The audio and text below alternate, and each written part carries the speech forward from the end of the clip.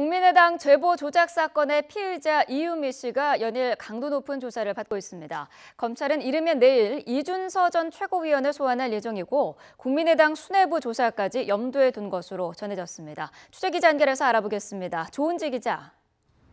네, 서울 남부지방검찰청에 나와 있습니다. 네, 수사 상황 자세히 전해주시죠.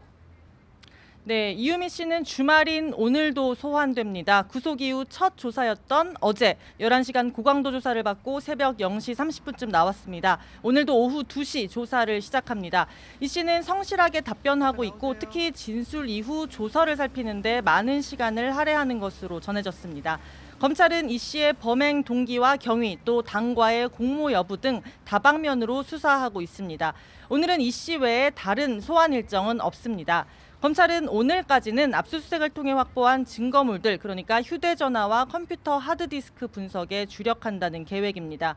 검찰은 이 씨로부터 조작된 제보를 넘겨받은 이준서 전 최고위원과의 공모 관계를 수사하고 있습니다. 이 전 최고위원의 개인 PC와 휴대전화 등 압수물의 디지털 포렌식 작업을 증거 정리 작업을 오늘 중으로 마치고 이르면 내일 늦어도 월요일쯤엔 이 전 위원을 소환할 방침입니다. 피의자 신분인 이 전 위원이 혐의를 전면 부인하고 있는 만큼 검찰은 필요할 경우 이유미 씨와의 대질 신문도 벌일 예정입니다. 증거 조작 경위와 공모 여부는 물론 제보의 내용 자체가 맞는지도 수사의 일환입니다. 이 씨의 혐의는 공직선거법상 허위사실 공표이기 때문에 검찰은 문재인 대통령의 아들 준용 씨가 특혜 입사했다는 내용 그 자체가 맞는지도 확인하고 있습니다. 이 씨가 제보자로 지목한 파슨스 대학 출신의 김모 씨를 앞서 참고인 신분으로 조사했는데 준용 씨를 만난 적도 없고 특혜 의혹을 들어본 적도 없다 이렇게 진술한 것으로 확인됐습니다. 결국 이 씨가 파슨스 동문 사이에 떠도는 소문을 재구성해서 가짜 증거를 만든 게 아니라 처음부터 없는 얘기를 꾸몄을 가능성이 점점 커지고 있습니다.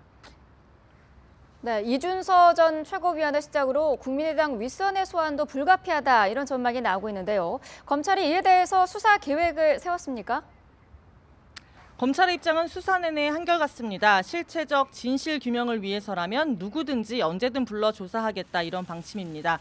이 씨가 과연 혼자서 이런 일을 꾸몄는지 국민의당의 또 다른 관계자가 도왔는지에 검찰은 수사 초점을 맞추고 있습니다.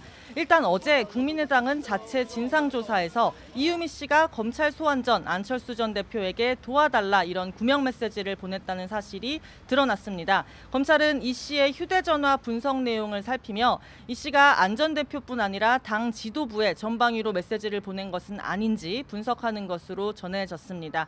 이 씨를 상대로도 당과의 공모는 물론 당 관계자에게 조작 사실을 털어놓은 적이 없는지를 추궁하고 있습니다. 검찰이 국민의당 수뇌부를 직접 조사할 가능성이 커지고 있다 이런 관측도 나오고 있습니다. 지금까지 서울 남부지방검찰청에서 YTN 조은지입니다.